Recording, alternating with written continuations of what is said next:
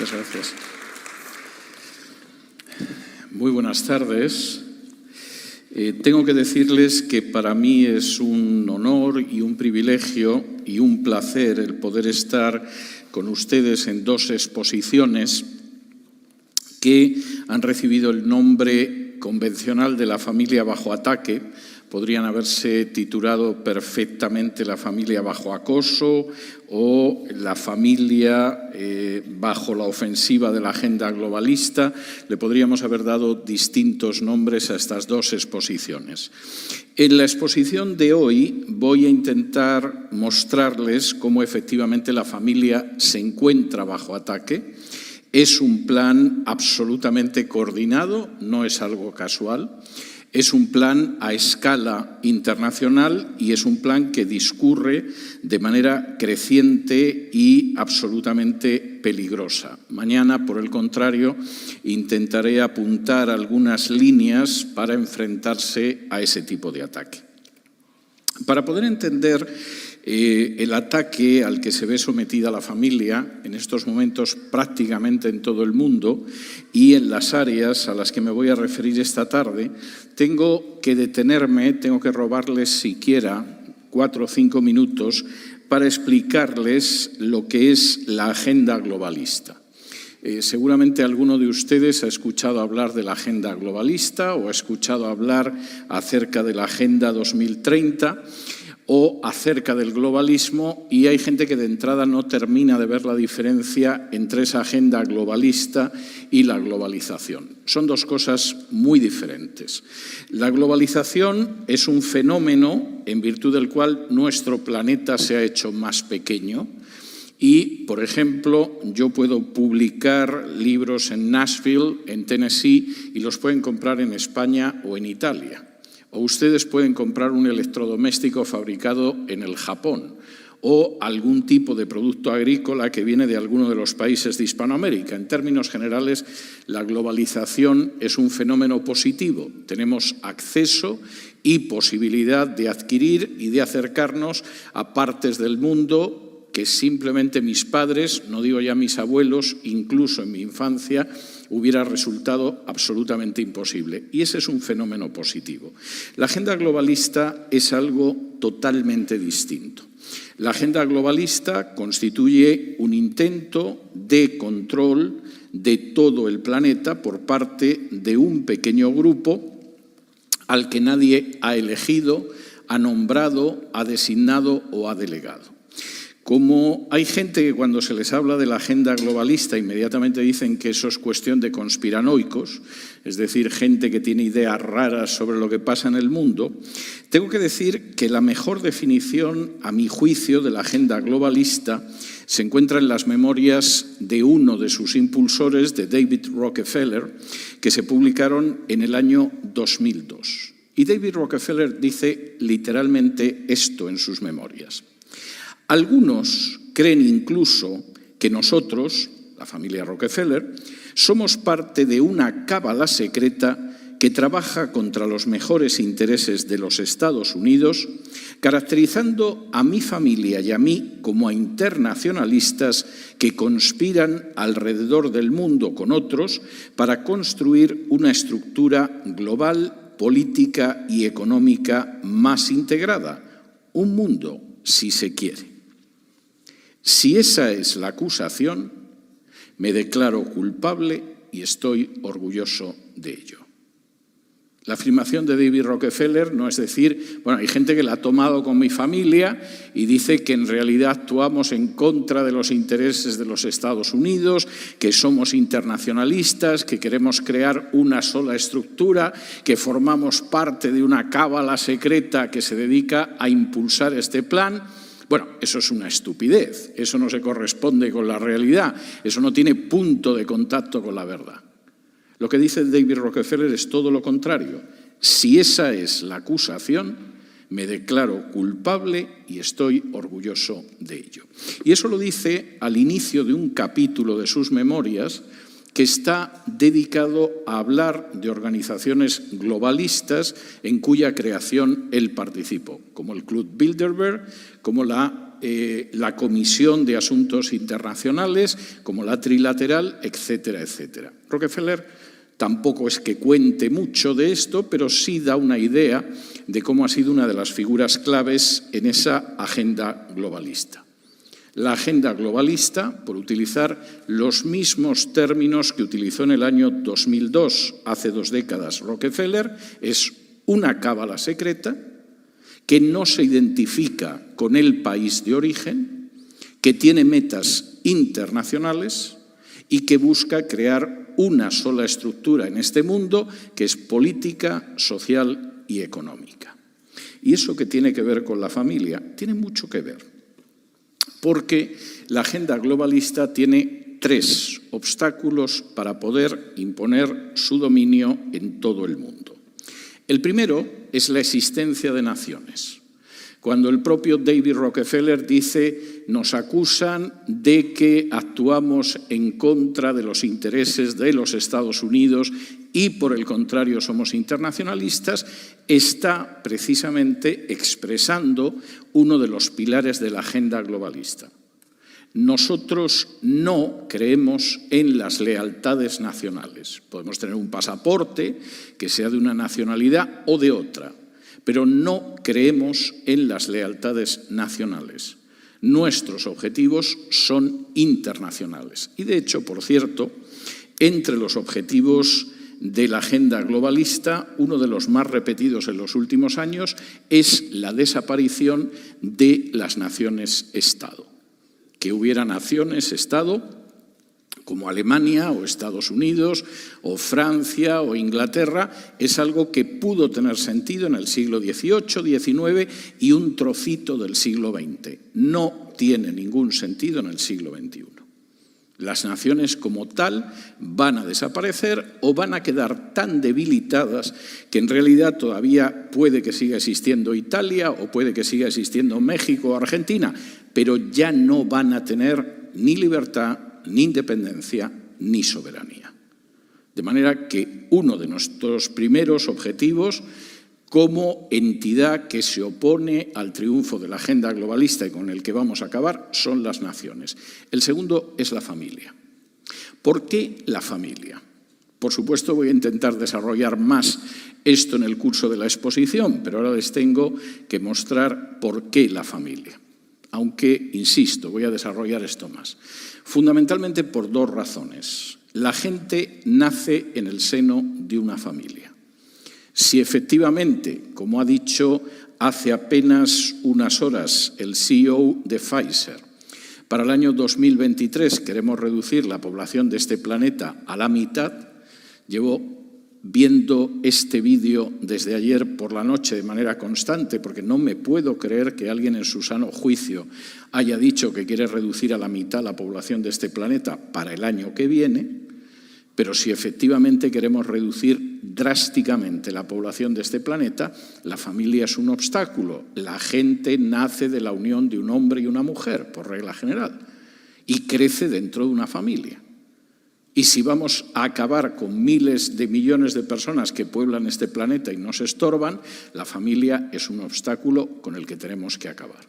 Pero hay una segunda razón, y es el hecho de que la familia, a diferencia del Estado, a diferencia de los bancos o a diferencia de los ayuntamientos, es una institución natural. Hemos conocido a lo largo de la historia de la humanidad épocas en que no había bancos. Hemos conocido a lo largo de la historia de la humanidad épocas en que no había municipios o ayuntamientos y, por supuesto, épocas en que no había parlamentos o repúblicas. Son creaciones humanas que han ido apareciendo a lo largo de la historia y que nos han dado mejor o peor resultado. Pero no hemos conocido un momento de la historia de la humanidad en este planeta donde no haya habido familia. Es una institución totalmente natural. La unión de un hombre o una mujer y el hecho de que tienen hijos. Como es una institución natural, la familia es una institución molesta, porque tiene una capacidad de resistencia que va más allá de otras instituciones. Por ejemplo, si en un momento determinado la bolsa se desploma, la bolsa se desploma. Si hay una revolución en un país, las instituciones de ese país se colapsan. Si se produce una guerra civil o una invasión extranjera, el aparato del Estado se resiente y puede que se desplome. Y en esos momentos, ¿a dónde mira la gente? A la única institución que no se quiebra, la familia. Y da igual que crean en Dios o que no crean en Dios, que sean cristianos o que sean ateos, que sea gente piadosa o que sea gente impía. Yo sé que hay familias que no son familias funcionales y que, por supuesto, en muchas familias hay un fracaso y, por supuesto, hay gente que sufre en la familia. También sé que hay aviones que se caen y mañana, para regresar a mi casa, me voy a subir a un avión. De manera que, en este sentido, por supuesto que la familia no funciona en muchas ocasiones, pero no nos engañemos. La única institución que aguanta lo que no aguanta ninguna institución es la familia. Para todos por igual, crean o no crean. Y por lo tanto, si queremos crear un mundo en el que las naciones ya no tengan valor, en que los individuos estén solos y puedan ser manipulados, controlados y dominados con facilidad, tenemos que acabar con la familia. La familia es el mundo donde incluso la gente más mala en un momento determinado puede recibir apoyo y puede recibir respaldo. No queremos que nadie tenga esa situación. Hace apenas unos días estaba hablando con un millonario francés y en el curso de una cena, y en un momento determinado me dijo que el gran problema que al final tenía Francia era la desaparición de la familia. Sí, el problema es que la gente está rematadamente sola. Y yo pensé, ¿cómo va a estar si no hay familia? De manera que el segundo gran enemigo de la agenda globalista es la familia, aunque luego me voy a detener en qué se concreta esto. El tercer gran enemigo, y esto es algo verdaderamente interesante, son los cristianos bíblicos, no el cristianismo en general. No las confesiones religiosas en general. Es el cristianismo bíblico. Y por si alguien piensa que esto nace de mis prejuicios, permítanme contarles una historia que muestra hasta qué punto lo que digo es cierto. En el año 2019 se produjo en Bogotá un acontecimiento extraordinario que, como casi todos los acontecimientos que son extraordinarios y que afectan a sus vidas, no les contaron los medios de comunicación. Generalmente los medios de comunicación les suelen contar aquello que les entretiene y los mantiene distraídos, pero no suelen detenerse en las cosas que afectan a fondo a sus vidas, aunque a veces parezca lo contrario. Y en el año 2019, en Bogotá, Colombia, se reúnen todas las organizaciones de lobbies gays de Hispanoamérica. Y se reúnen para examinar exactamente cómo continúan la parte de la agenda globalista que circula sobre esas organizaciones, LGTB, si quieren llamarlas, o gays o homosexuales, como les parezca. En esa especie de macroconcilio, macrosínodo de las organizaciones homosexuales, llegan a 3 conclusiones por unanimidad. Año 2019. Primera conclusión: la agenda globalista está detenida. Teníamos que alcanzar una serie de objetivos en temas como el aborto, el matrimonio homosexual, la legalización de las drogas, etc. La agenda globalista se ha quedado detenida. Hemos conseguido avances en algunos sitios, pero esto no tiene aspecto de que pueda avanzar en ninguna dirección. Segunda conclusión. La culpa de esa paralización la tienen las iglesias evangélicas. Y el razonamiento es un razonamiento bastante inquietante. Nosotros habíamos calculado que, puesto que la religión mayoritaria en Hispanoamérica es la Iglesia Católica, lo único que tenía que preocuparnos era la Iglesia Católica. Y como la Iglesia Católica tiene un ordenamiento piramidal, tiene un ordenamiento jerárquico en el cual lo que decide la cúpula lo hacen los que están abajo, si llegamos a un pacto de entendimiento con la cúpula no vamos a tener problemas. Hombre, habrá católicos que arrastren los pies y digan ¿por qué los obispos se callan frente a esto? Habrá católicos que se sientan indignados con este Papa. Bien, pero al final, como en el ejército, en cuanto que arriba toquen el silbato, los de abajo se colocan en fila y caminan. De la misma manera que en el ejército un sargento puede pensar que el coronel se ha vuelto loco, pero no se le ocurre desobedecer las órdenes del coronel, obedece. Y este era nuestro planteamiento. Y de pronto estos malditos evangélicos han salido de debajo de las piedras y han paralizado el avance de la agenda globalista. Y francamente no sabemos cómo enfrentarnos con esto. No tienen una jerarquía, no tienen una unión piramidal, no forman una sola organización. ¿Cómo pactas cuando son tan distintos y de todas formas se movilizan? Nos han detenido la agenda globalista. Tercera conclusión por unanimidad: tenemos que infiltrarlos y destruirlos. Y aquí podría detenerme horas hablando sobre cómo se intenta, pero no me puedo distraer porque estamos hablando de la familia bajo ataque. De manera que en principio tenemos un plan que nos encanta para acabar controlando totalmente este planeta, y estamos tan orgullosos que venimos diciéndolo desde hace décadas, aunque hay gente que no se ha enterado y generalmente la televisión, la radio y la prensa no habla de ello. Tenemos tres grandes obstáculos, que son la agenda globalista, las familias y aquellos cristianos que tienen una posición bíblica. Y, por supuesto, el fin que nosotros nos planteamos es bastante evidente.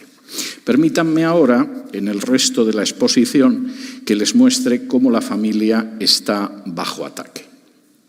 En teoría, vivimos en un mundo donde la familia no solamente no debería estar atacada, acosada, ni ser objeto de ningún tipo de conducta negativa, porque la propia Declaración Universal de Derechos Humanos de 1948, que se supone que acatan, reconocen y respetan todos los países de Naciones Unidas, dice que no hay posibilidad de avance sin la familia.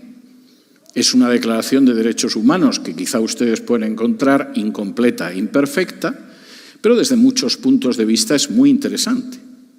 Y surge después de la Segunda Guerra Mundial, y deseando que no haya un desastre como la Segunda Guerra Mundial. Y esa gente que ha sobrevivido a la Segunda Guerra Mundial tiene muy claro que es imposible que el género humano avance sin la familia. ¿Qué ha sucedido mientras tanto para que en un momento determinado todo esto cambie? ¿Qué ha pasado en este mundo para que desde esa Declaración Universal de Derechos Humanos de 1948, que dice que efectivamente la familia es algo indispensable para el progreso y el desarrollo humano, vayamos en una dirección contraria?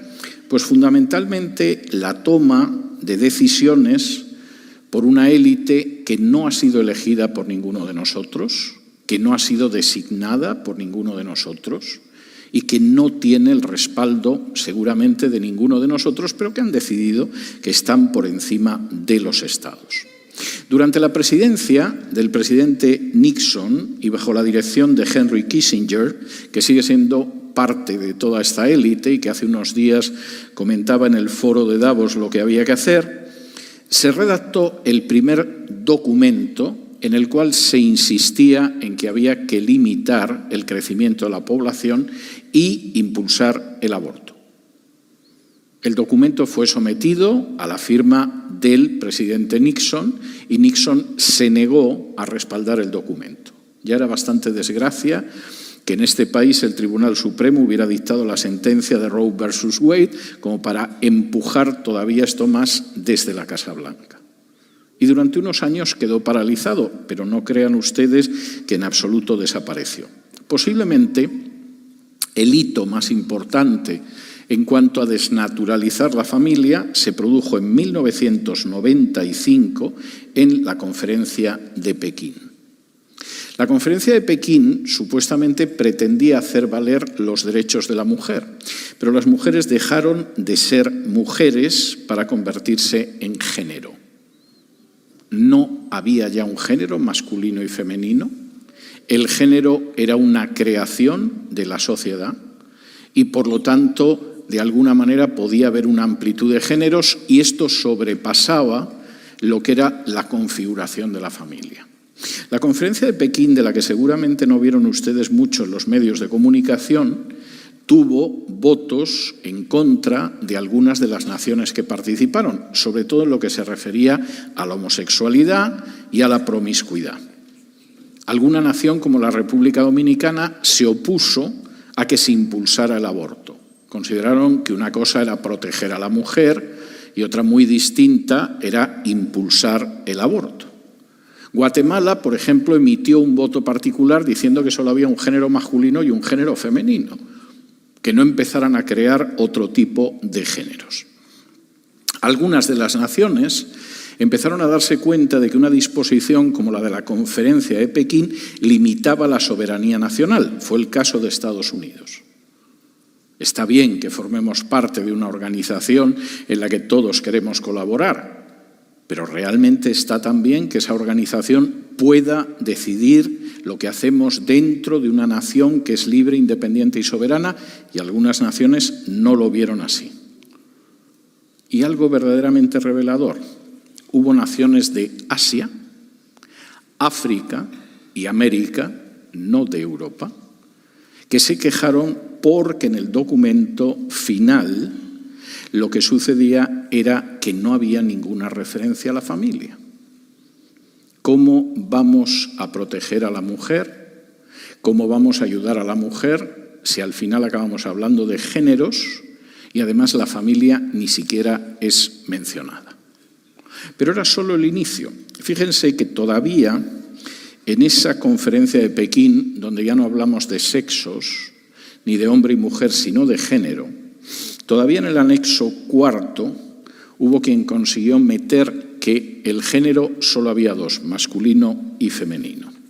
En estos momentos la ONU ha reconocido 112 géneros, lo cual no deja de ser notable, porque hay que tener una imaginación para encontrarlos tremendo. Concretamente, hay un personaje que se llama Vitit Muntarbor, que se supone que era el experto independiente de la ONU en violencia y discriminación basada en la orientación sexual y la identidad de género. Este es un cargo que se creó en el año 2016, que un día efectivamente nos sorprendió diciendo que teníamos más de un centenar de géneros.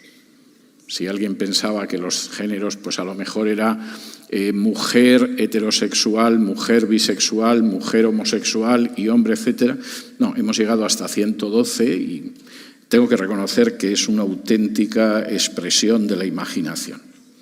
Y, por supuesto, esto podemos introducirlo gracias al control de los medios de comunicación. En estos momentos, en Occidente,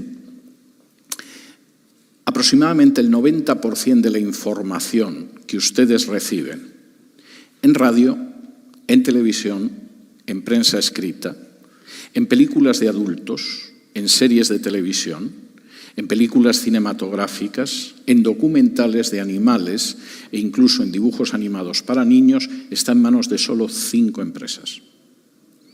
De manera que es muy fácil en un momento determinado que la Disney decida que la mitad de sus empleados tienen que ser LGTB o que haga una nueva versión de La Bella y la Bestia, por supuesto con una perspectiva de género, es decir, LGTB, o que en un momento determinado el National Geographic dedique un número monográfico a la homosexualidad dentro de la naturaleza, cuando en realidad la naturaleza, por propia definición, lo que no es homosexual porque se extinguiría si lo fuera.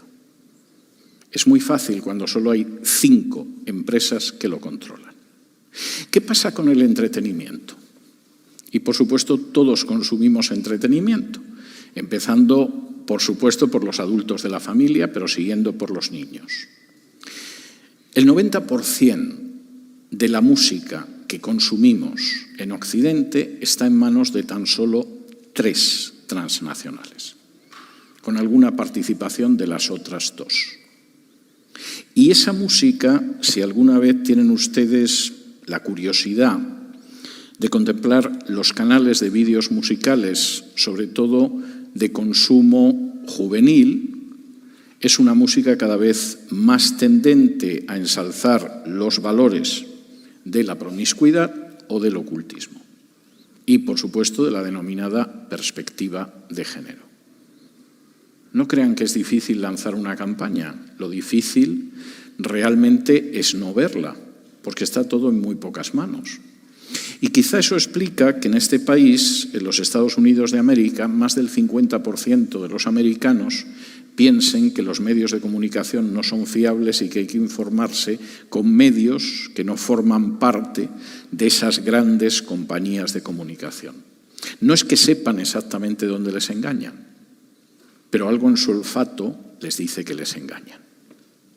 Y eso se utiliza fundamentalmente para atacar a la familia en 5 áreas. Primera de esas áreas es la educación. Vamos a cambiar totalmente los contenidos educativos y vamos a cambiarlos desde el propio kindergarten, desde el jardín de infancia, lo cual es algo tremendamente importante. En el año 2006, en España se aprobó la legalidad de una asignatura que tenía un nombre precioso porque era Educación para la Ciudadanía. Y la educación para la ciudadanía es algo que suena bien. Vamos a educar a los niños desde los 3 años de edad a cómo ser buenos ciudadanos. Uno pensaría que a los niños les van a enseñar la Constitución, quizá algo de la historia del país, algo de cómo funcionan las instituciones. Me parece perfecto enseñarles esto. El problema era que el sistema educativo lo único que hacía era convertirse en un transmisor de la ideología de género sobre los niños desde los 3 años. Por ejemplo, los niños tenían que entender que la homosexualidad es tan natural como la heterosexualidad. Y esto se podía demostrar recurriendo a la naturaleza. Claro, una cosa es que lo quieras demostrar y otra es que lo puedas demostrar. ¿Y qué ejemplos aparecían en los libros de niños que muestran que la homosexualidad es tan común en la naturaleza como la heterosexualidad? 2 animalitos, el caballito de mar y el caracol. Ahora, lo del caballito del mar se entiende. Cualquiera que vea un caballito de mar se da cuenta de que es igual que cualquiera de los que estamos aquí. Yo a veces salgo de casa, me cruzo con un caballito de mar y lo confundo con un vecino. Es algo que efectivamente uno puede entender que se hable del caballito de mar. El problema es que el caballito de mar no es homosexual, además. El caballito de mar es heterosexual, el macho fecunda a la hembra pone unos huevos y eso sí, quien empolla los huevos hasta que salen los nuevos caballitos es el macho. Pero hasta ahí llega su homosexualidad. El otro animalito es el caracol. Yo comprendo que si uno quiere defender estas ideas, un animal que se arrastra, que babea y que tiene cuernos, sea un símbolo maravilloso, pero incluso el caracol tampoco es un animal homosexual, es bisexual. Y según con el que se encuentra, puede aparearse de una u otra manera heterosexualmente siempre. Pero, en principio, la idea es empezar a enseñar a los niños en este sentido. Cuando en el año 2006 empezaron a llegar drag queens a los jardines de infancia para mostrarles a los niños lo absolutamente normal que era ser drag queen, yo pensé que era algo típico de España. He visto que ya lo hacen en este país. Y cuando en un momento determinado en algunos países de Europa decidieron que no vas al baño que te corresponde según seas chico o chica, sino que vas al baño que te apetece según lo que tú dices que eres, yo pensé que eso se quedaría en Europa. Hace años que es otra de las batallas que se libra en este país. Evidentemente tenemos que acabar en el sistema educativo con la situación de una enseñanza medianamente lógica y sensata. Esto, más allá de lo que pueda pensar alguno, que quizá encuentra que simplemente es una cuestión medianamente sin importancia, es decir, ¿qué más da que los niños vean a una drag queen que vean a un dragón o algo por el estilo real? Sin embargo, tiene una enorme relevancia para la sociedad que va más allá de la simple moralidad. Y permítanme que les comente alguna de estas cuestiones porque es enormemente importante y de ella depende la prosperidad económica y el avance del país, no solo la moralidad. La semana anterior al 4 de julio de 1966, en este país, la Oficina Americana de Educación, la US Office of Education, publicó un informe de 737 páginas. Un informe. En el informe, para poder elaborar ese informe, se había realizado una investigación que aplicaba a 3.000 escuelas de este país, algo más de 600.000 estudiantes y miles de maestros. El informe lo realizó el equipo de Sociología de la Universidad Johns Hopkins bajo la dirección de un sociólogo que se llamaba James S. Coleman. Es por lo que se habla siempre del informe Coleman, aquellos que lo conocen. Y el informe intentaba determinar cómo conseguir que la educación en este país mejorara. La educación tenía sus agujeros, tenía sus fallas, tenía sus defectos y el informe Coleman, más de 700 páginas, más de 600.000 estudiantes, miles de maestros y directores y más de 3.000 escuelas, intentaba determinar por qué había unos niños que rendían más y otros niños que rendían menos. Por supuesto, todos sabemos que hay niños y jóvenes que son más inteligentes que otros. Hay niños y jóvenes que tienen talento y hay otros que son muy torpes. Pero dentro de lo que es el promedio, ¿qué es lo que hace que un alumno vaya más allá de lo que van otros cuando la inteligencia más o menos es la misma, su situación social es más o menos la misma? Si ustedes hicieran esta pregunta ahora mismo, llegaran a las calles de Dallas, agarran una cámara de televisión, un micrófono y empiezan a preguntar a la gente, habría gente que quizá les diría que la clave es el dinero. Si yo puedo llevar a mis hijos a un colegio más caro, el resultado de mis hijos va a ser mejor. Hay gente que les podría decir que el ambiente social, ¿no? En estas calles, cómo se va a educar un niño, etcétera, etcétera. ¿A qué conclusión llegó el informe Coleman? Pues cuando a uno de los senadores a los que le entregaron las 737 páginas para leer, le preguntó la prensa qué es lo que dice el informe Coleman, el senador con un cierto desprecio dijo, "It's all family". Todo es familia. Lo que al final hacía en un momento determinado, lo que marcaba la diferencia entre unos chicos y otros no era la posición social de sus padres, no era el barrio en el que vivían, no era el gasto en educación, ni siquiera la institución en la que se educaban, era la familia. ¿Pero cómo es posible? Es muy sencillo y el informe Coleman lo dejaba de manifiesto. Ese niño era un niño que leía con su padre por las noches. Porque si el niño empezaba a leer con su padre por las noches, aunque fuera un cuento sencillo, eso desarrollaba la capacidad de aprendizaje del niño más que el hecho de la escuela en la que estuviera.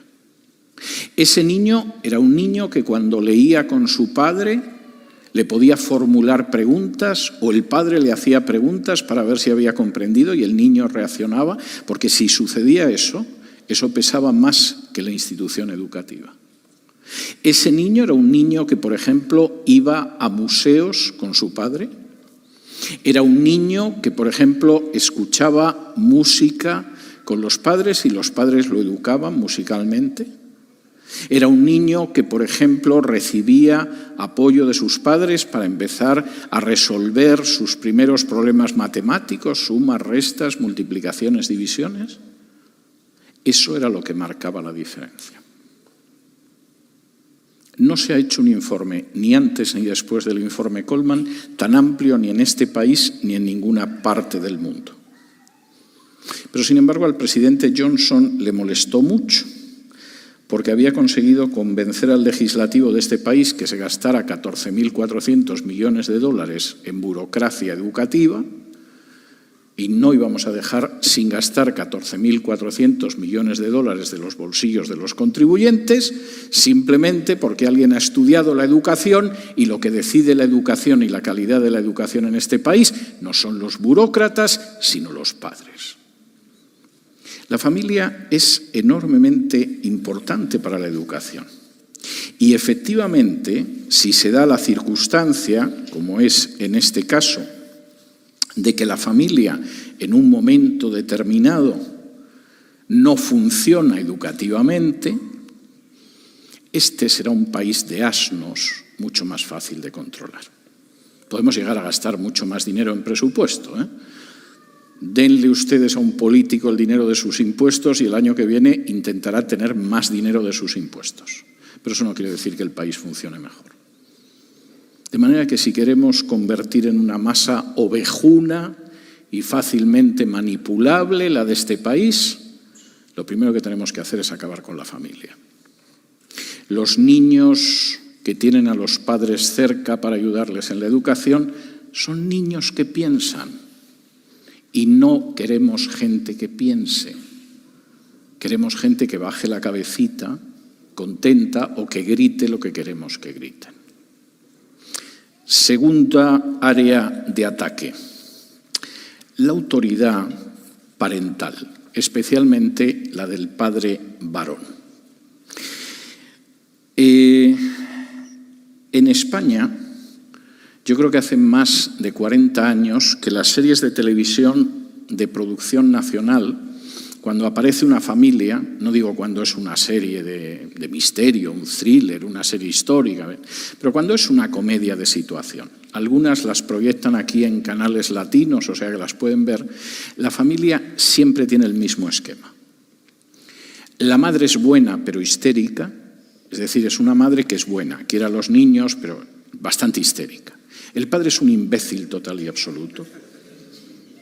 Casi es imposible encontrar un varón más idiota que el padre de una serie española de televisión. Y los hijos, que son niños y adolescentes, son mucho más sensatos, inteligentes y sagaces que el idiota del padre y la histérica buena de la madre. Esto parece inocente, pero no lo es. Y de hecho, el efecto que eso tiene en la sociedad, cuando uno se dedica a acabar con la autoridad del padre, sobre todo, es tremenda. No será tanto, sí lo es. Fíjense ustedes, porque en este sentido, de nuevo, los datos estadísticos son verdaderamente escalofriantes. Por ejemplo, nosotros sabemos de sobra que es una desgracia no tener madre. Eso no lo negaría nadie. Un niño que se tiene que criar sin su madre, todos lo compadecemos, lo vemos bien y efectivamente sabemos que es una desgracia. Y cualquiera que ha tenido que criarse sin una madre sabe que hay unas carencias de ternura, de cuidado, de amor, que pueden pesar durante años sobre esa persona.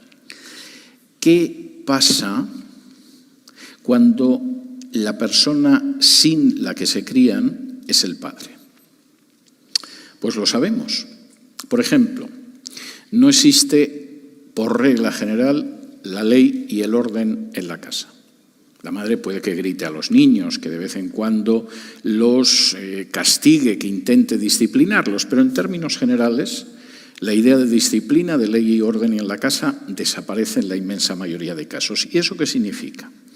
Bueno, el 71% de los que abandonan la educación en este país no tienen un padre masculino. 71%. Luego hay un 29% que a lo mejor lo tienen, o a lo mejor no tienen madre, etc.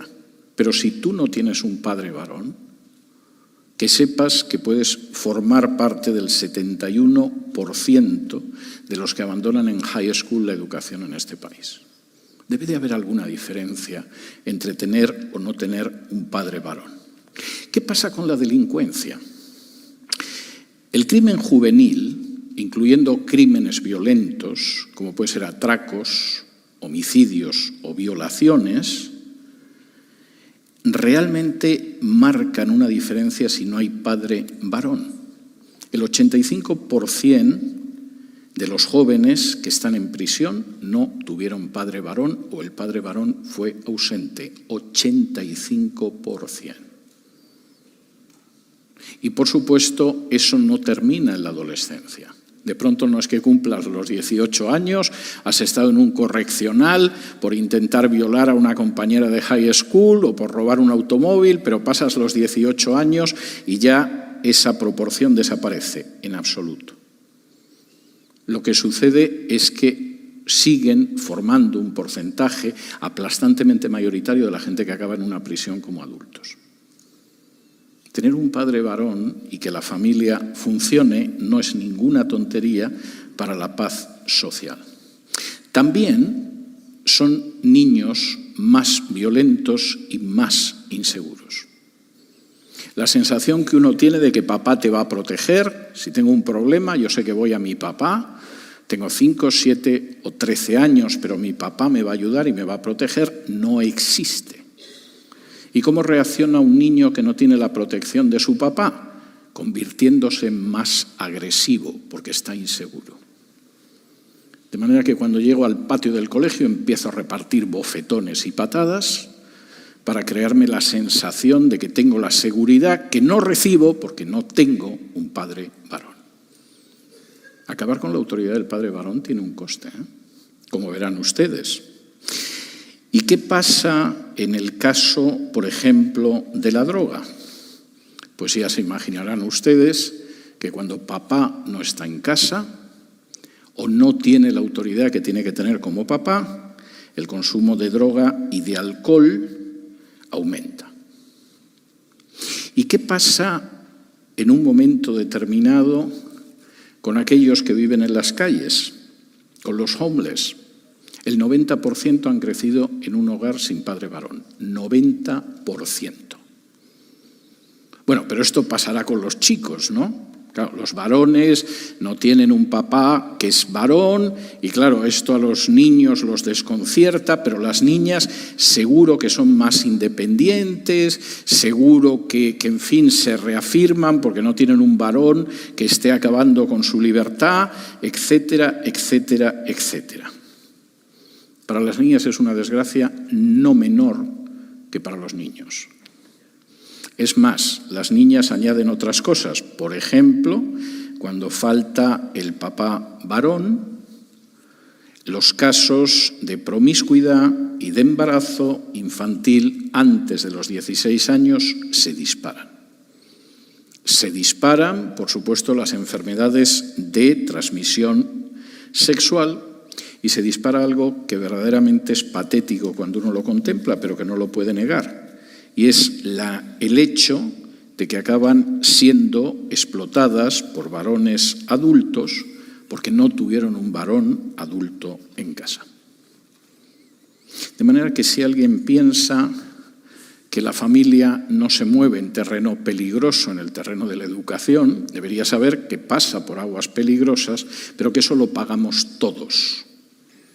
Incluso los que no tengamos una esposa y niños en casa, acabamos pagando el deterioro educativo de este país. Y si alguien piensa que no hay ningún problema porque en casa piensen que papá es tonto o porque papá no está, están muy equivocados. El deterioro social que provoca el hecho de que en un momento determinado ese padre no esté en la familia, lo pagamos todos nosotros. Si en algún momento alguien les asalta en la calle, intenta robarles, o se encuentran a un homeless tirado en la calle, en el suelo, o ven a un muchachito drogándose, emborrachándose, la máxima posibilidad es que venga de un hogar donde la familia no funciona, donde no existió un padre varón y donde, por supuesto, la autoridad del padre varón no la vamos a reconocer. Eso es el pésimo heteropatriarcado que nos oprime. Tercero, la familia está en otro terreno de acoso en el ordenamiento civil. En este país, por un voto de diferencia en el Tribunal Supremo, se aprobó el matrimonio homosexual. No había manera de que se aprobara de otra forma. Ni siquiera el Partido Demócrata se atrevía a plantear eso en el Congreso o en el Senado. Las veces que se sometió a referéndum, incluso en el muy liberal estado de California, la gente votaba en contra, de manera que solo necesitábamos la traición de un juez conservador para que se convirtiera en una realidad. Pero el cambio en el ordenamiento civil, en las leyes civiles, que es la tercera área de ataque de la familia, en cuestiones como el matrimonio, no solamente discurre por el terreno de las parejas homosexuales. De pronto, los niños empezaron a ser también adoptados por parejas homosexuales. Las parejas homosexuales no pueden tener niños. Si todos fuéramos homosexuales, nuestra especie estaría condenada a la extinción. De manera que, como quieren tener niños, dejemos que adopten niños. Y cada cual se puede imaginar lo que significa eso para los niños. Pero no solo nos vamos a quedar ahí.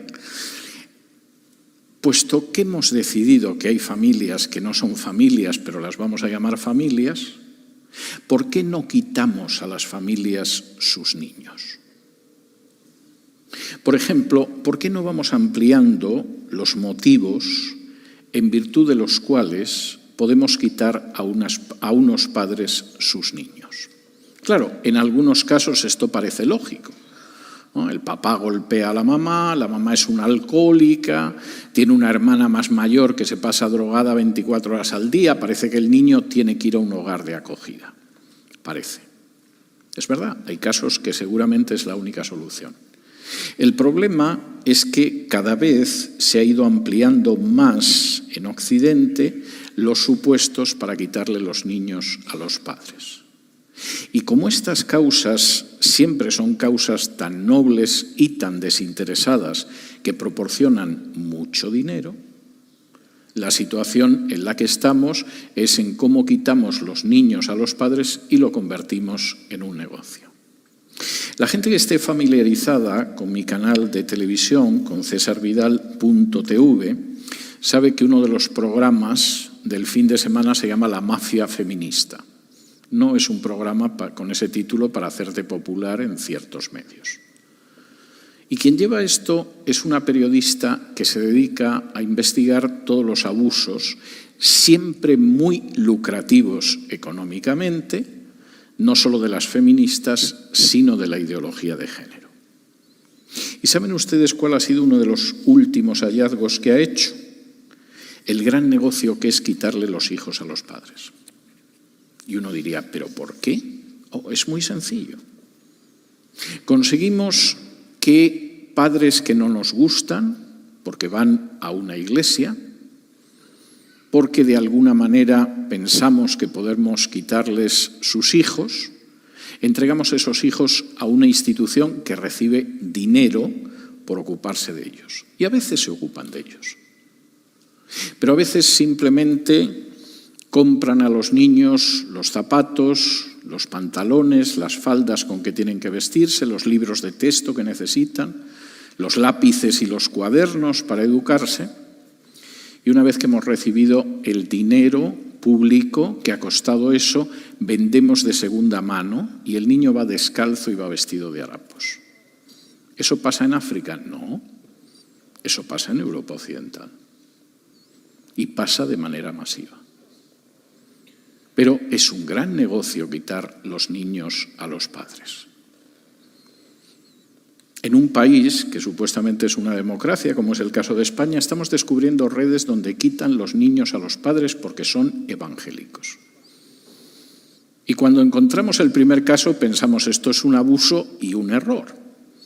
Bueno, quizá es una funcionaria muy sectaria del ayuntamiento que ha dicho cómo va a estar un niño con unos papás que le enseñan la Biblia y le están lavando el cerebro para que sea cristiano, y es un caso. No. Hemos descubierto que sigue todo un patrón. Vamos buscando a madres que están solas, que no tienen mucha educación, que incluso psicológicamente son borderline, no tienen una subnormalidad, pero tampoco son mujeres inteligentes, y les quitamos los niños. Y nos dedicamos a recibir dinero público de esos niños. Pero a veces el dinero público nos parece poco. ¿Y qué hacemos con los niños? Los prostituimos.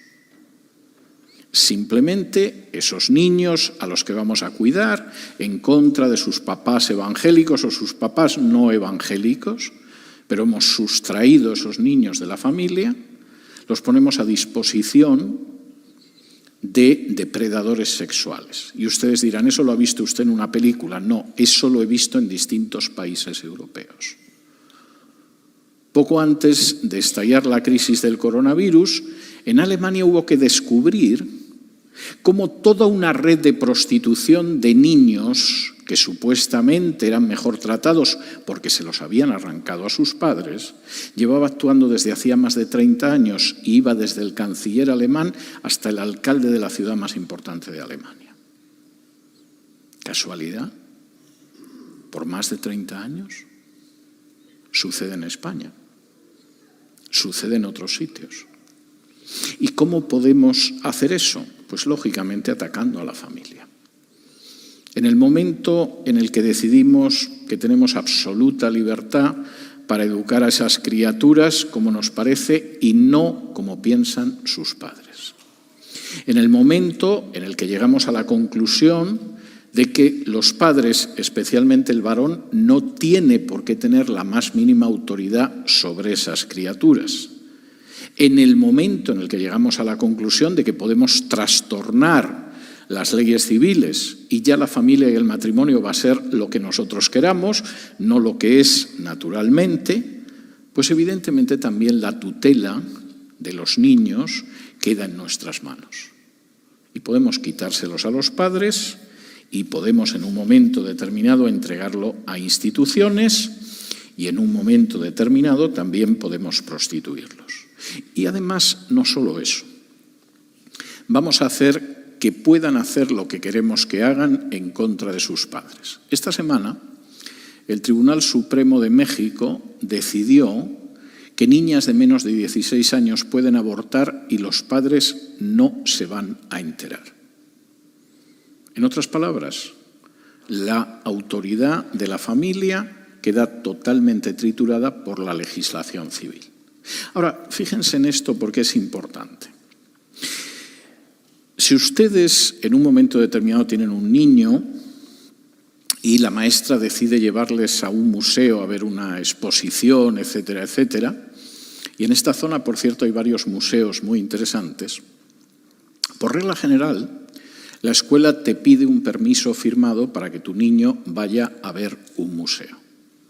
No sé si es que temen que salga alguna figura de un cuadro y muerda al niño o algo así, pero es una actitud normal. El niño va a realizar una actividad que no es la actividad normal de un currículum y, por lo tanto, lo que estamos esperando es que usted nos dé permiso para llevar al niño. Y uno dice, bueno, van a llevar al niño a ver una exposición de dinosaurios o de pinturas o sobre cómo fue la batalla del Álamo o algo así, y firmas el permiso al niño. Es lógico.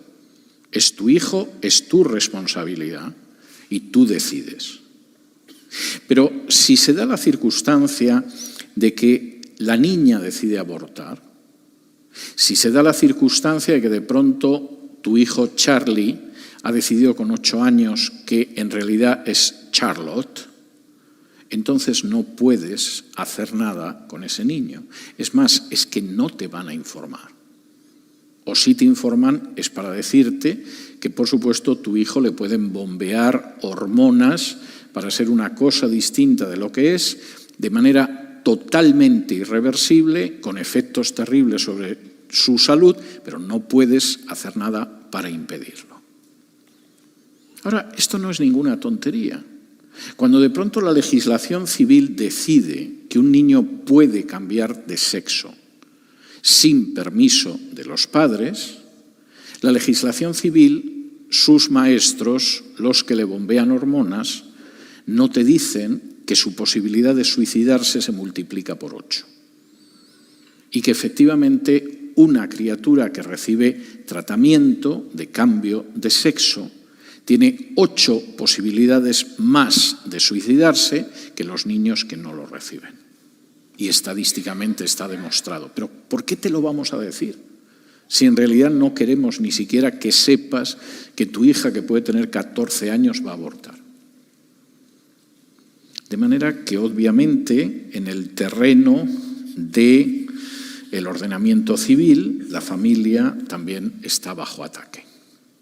Lo está, en cuarto lugar, en la libertad de expresión. Y esto es otro de los elementos absolutamente tremendos con el que tenemos que enfrentarnos todos los días.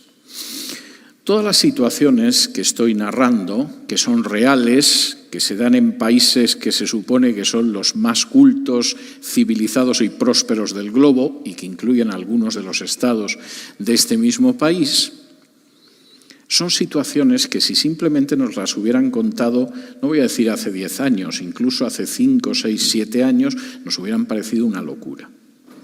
Hubiéramos pensado que la persona que nos lo contaba quería burlarse de nosotros y quería reírse de nosotros. Pero hemos llegado a una situación en la que no solamente esa es una realidad, y además una realidad que pretende crecer e imponerse, sino que además de ser una realidad, es una realidad frente a la que ustedes no se pueden expresar. Si en un momento determinado se les ocurre decir que hay solo 2 sexos, no le complique la vida a mi niño, por favor, es un niño. No tiene nada más que ver que es un niño. Evidentemente, eso es algo que la sociedad no va a tolerar, o no van a tolerar los grandes maestros de la agenda globalista. Si en un momento determinado se le ocurre decir, pero bueno, nos hemos vuelto locos, pues claro que solo hay niños y niñas, evidentemente van a caer sobre usted. Hará unos 7, 8 años, una ONG en España decidió realizar una campaña de defensa frente a una campaña de publicidad de uno de los ayuntamientos españoles. Este ayuntamiento llenó de carteles las fachadas de los edificios, los lugares donde había una parada de autobús, la parada de metro, con un cartel en el que se veía un dibujo de 4 niños, cogidos de la mano, desnudos y cogidos de la mano.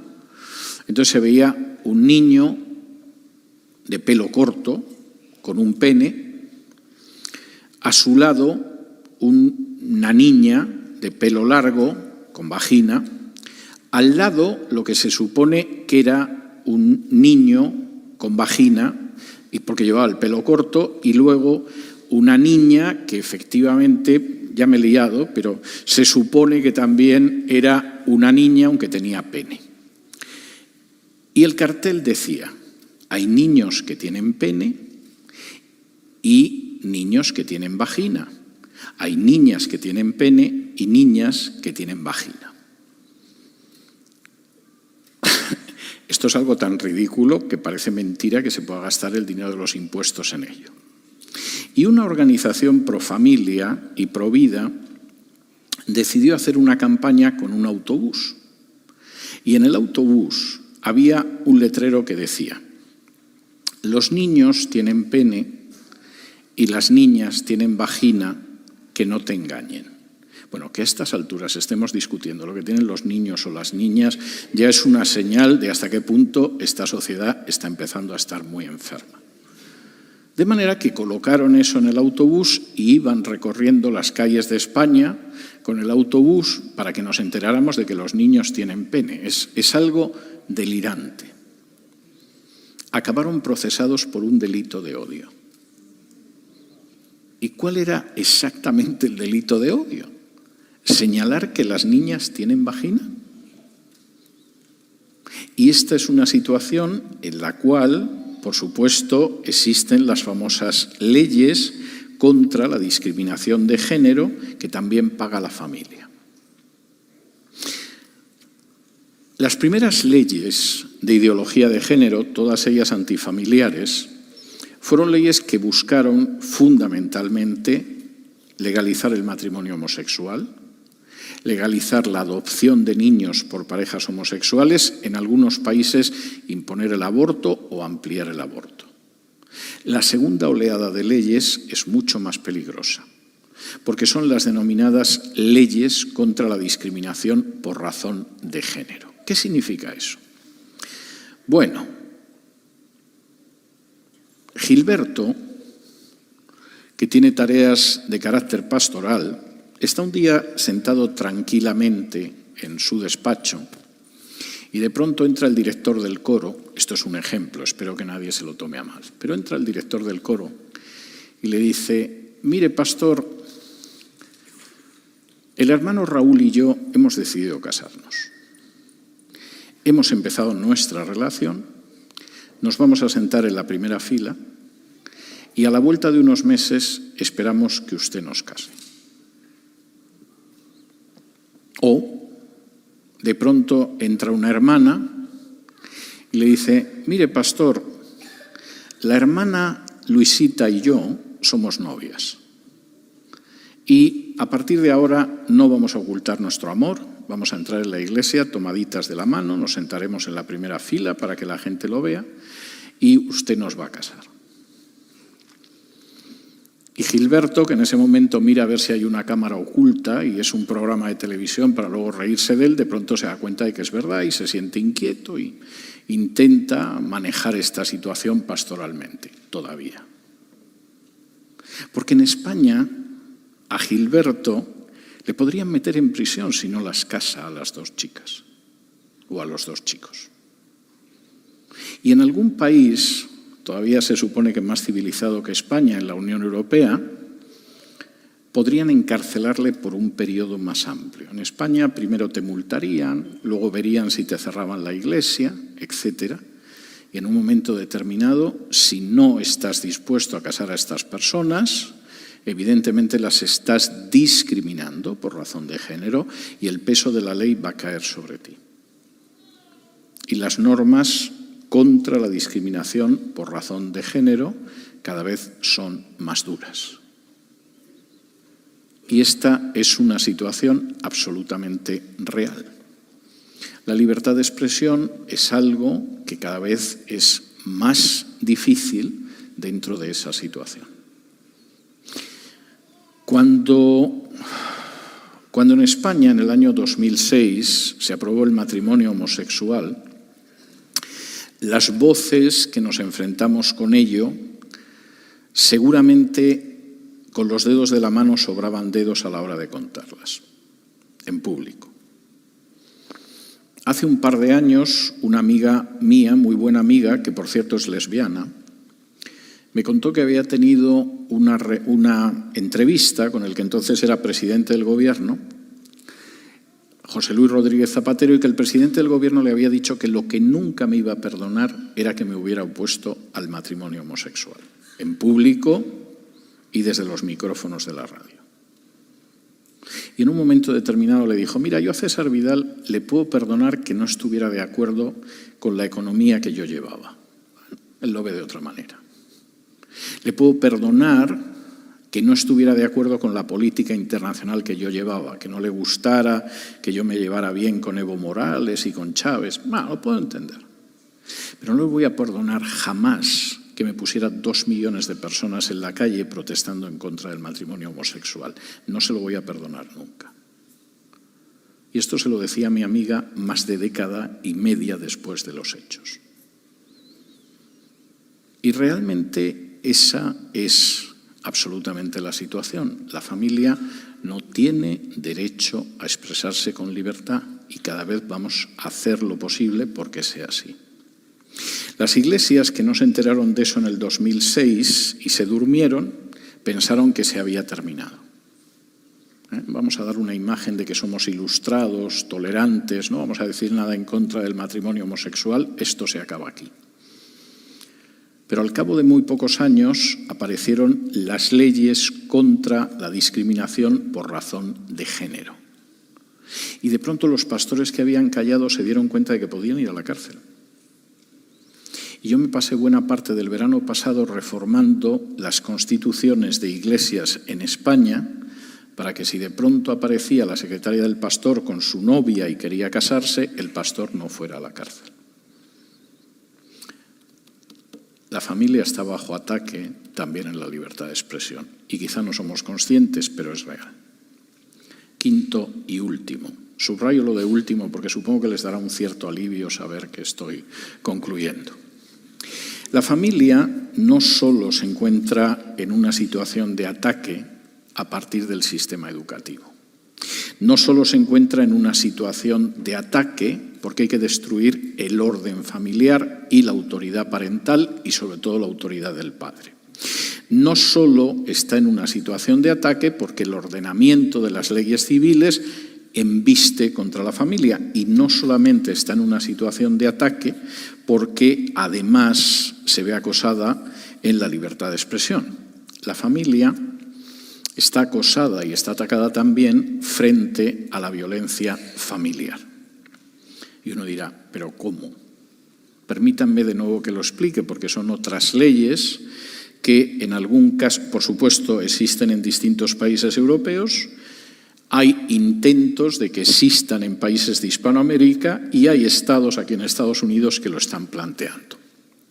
Y son las leyes frente a la denominada violencia de género.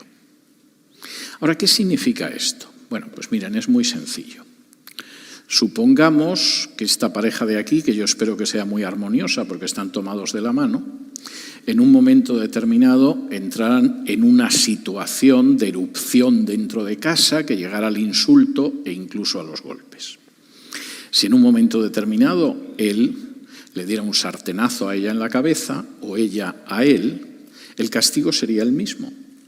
El delito es el mismo y cualquier delito de lesiones, homicidio, etcétera, castigaría igual a un hombre y a una mujer. A fin de cuentas, una de las grandes conquistas jurídicas de la historia es que somos iguales ante la ley. No seremos iguales en otras cosas. Hay gente que es más torpe y más inteligente, más guapa y más fea, más alta y más baja, más clara y más oscura, pero ante la ley todos somos iguales. Esto salta totalmente con la ideología de género y la agenda globalista. En España, él sería objeto de una condena doble de la que ella recibiría por el mismo hecho. Y no es el único país europeo. ¿Por qué? Porque ella es mujer. Y la violencia es una violencia que no es intrafamiliar, sino que solo va en la dirección del hombre hacia la mujer y por lo tanto hay que castigarla el doble. No solamente eso. Ustedes han escuchado muchas veces, aunque solo sean las películas policiales, esa idea de que todo el mundo es inocente mientras no se demuestre lo contrario, salvo que seas varón. Porque si ella formula una denuncia, él es culpable, salvo que demuestre lo contrario. ¿Qué significa esto? Bueno, esto significa que la fragilidad que se crea dentro de una familia es tremenda. En un momento en que se produce una crisis familiar, yo no intento solucionar la crisis familiar, te amenazo. Oye, que voy a decir que me has golpeado o que me tratas con crueldad mental y a ti de momento te encarcelan. Y vamos a ver el tiempo que tardas en demostrar que eres inocente, salvo que no lo demuestres nunca. Y hay muchas denuncias falsas. Pues según las propias juezas en España, el 80% de esas denuncias son falsas. La familia de nuevo se encuentra en una situación de ataque. No vamos a intentar solucionar los problemas que hay dentro de la familia, no. Vamos a ir sembrando minas en la convivencia entre un hombre y una mujer para que en cualquier momento eso explote. Pero no puede ser, un juez, no hay juez que se atreva a enfrentarse con eso. Les voy a contar una anécdota más, pero todo lo que les estoy contando es totalmente cierto. Cuando esta ley es aprobada por el Congreso español, hay políticos que dicen, esto es un disparate. ¿Cómo se va a aprobar una ley que castiga más a los hombres que a las mujeres por el mismo delito? Y uno de ellos, que se llama Alfonso Guerra y fue vicepresidente del gobierno hace años, llama a uno de los miembros del Tribunal Constitucional y le dice, bueno, esto lo echaréis abajo en el Tribunal Constitucional, porque esto es anticonstitucional, aunque lo haya votado el Congreso. Y el juez miembro del Tribunal Constitucional le dice, sí, hombre, claro, esto cuando llegue al Tribunal Constitucional lo declaramos inconstitucional porque esta norma no puede pasar adelante. ¿Cómo vas a castigar más a un varón que a una mujer por el mismo delito? Y la ley llega al Tribunal Constitucional. Y el Tribunal Constitucional decide que es una norma total y absolutamente constitucional. Y entonces este político, que ve que aquel juez que le había dado seguridades en vano, le llama y le dice, pero ¿cómo habéis podido aprobar una ley inconstitucional como constitucional? Y el juez le dice, no te puedes imaginar la cantidad de presiones que hemos tenido.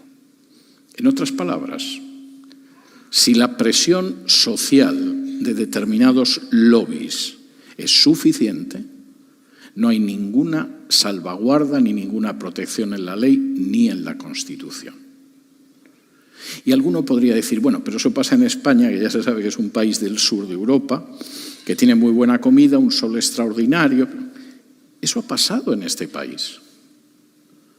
La sentencia Roe versus Wade usurpa y ocupa las competencias del legislativo de este país. Un conjunto de jueces, en vez de declarar que no tenían competencia para ocuparse del tema del aborto, deciden crear una ley de aborto ellos mismos. Y apelan a una enmienda de la Constitución que habla del derecho a la privacidad que no tiene nada que ver con el aborto. Y le quitan a los estados de Estados Unidos la competencia legal que tienen para legislar en esa materia. Y este país lleva sufriendo durante todas estas décadas el hecho de que el Tribunal Supremo se ha excedido de sus competencias y de pronto, en algunos casos, funciona como una tercera cámara. Y tenemos un Congreso y tenemos un Senado y luego tenemos un Tribunal Supremo que actúa como no puede actuar el Tribunal Supremo.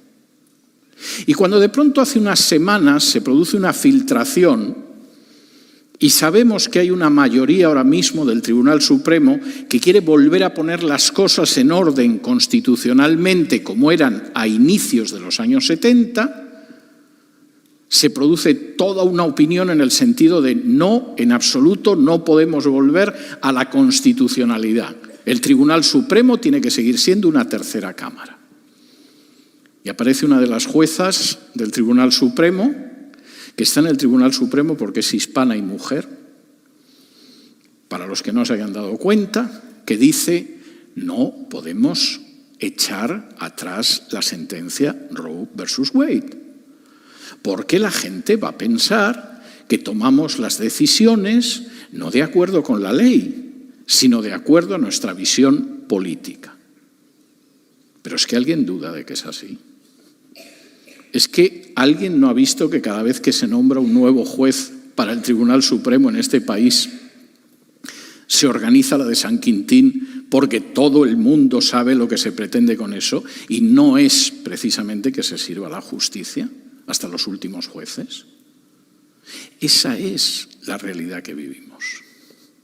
La familia está en una situación de ataque y de ataque verdaderamente tremendo.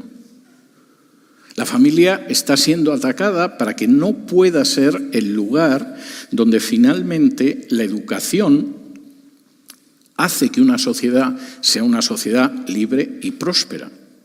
La familia está siendo atacada porque realmente no queremos gente que crezca equilibrada. Necesitamos desequilibrados a los que poder controlar. La familia está siendo atacada porque la misma idea de la familia y de su solidez hace que esta sociedad sea mucho más fuerte de lo que nos gustaría. La familia está siendo atacada porque no podemos tolerar que de pronto un padre o una madre con un poco de sentido común diga: toda esta corriente es un disparate, lo ve cualquiera. Yo sé perfectamente de mis hijos quién es un niño y quién es una niña. Y la familia está siendo atacada porque no se quiere permitir que incluso plagas, como puede ser la violencia dentro de una casa, se erradiquen, sino que, por el contrario, nuestros hogares sean lugares todavía más frágiles de lo que son. Y nos encontramos frente a un totalitarismo que adoctrina y que, por supuesto, tiene un plan consciente de lo que quiere hacer, frente a un totalitarismo que arrebata a los padres derechos tan elementales como la educación y la tutela de sus hijos, y frente a un totalitarismo que tritura derechos fundamentales sin los que no puede subsistir, no voy a decir una democracia, sino incluso una sociedad medianamente civilizada. Y esta es una situación enormemente seria. No es una mera discusión política, ni mucho menos, ni una mera discusión para una tarde de fin de semana. Es un desafío que va a marcar, según respondamos, cómo va a ser nuestra sociedad. Muchísimas gracias.